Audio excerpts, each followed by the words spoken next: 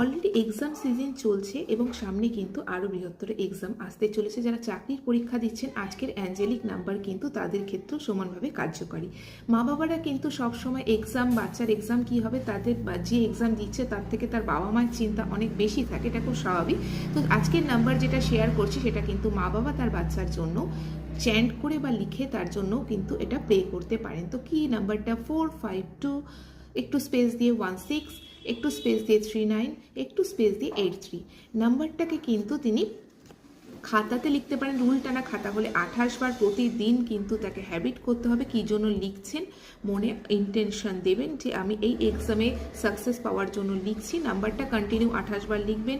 যদি নিজে না লিখে অন্য কারোর জন্য প্রে করছেন সেটা বলে নেবেন, নিজের জন্য না হয় যদি অন্য কারোর জন্য তার জন্য প্রে করছেন তার জন্য কিন্তু বলে নিতে হবে ইউনিভার্সকে। দিয়ে আপনি সেই নাম্বারটা কন্টিনিউ 28 বার লিখবেন। দিনে একবার লিখতে পারেন, 3 বার হলে সবচেয়ে বেটার, যদি না হয়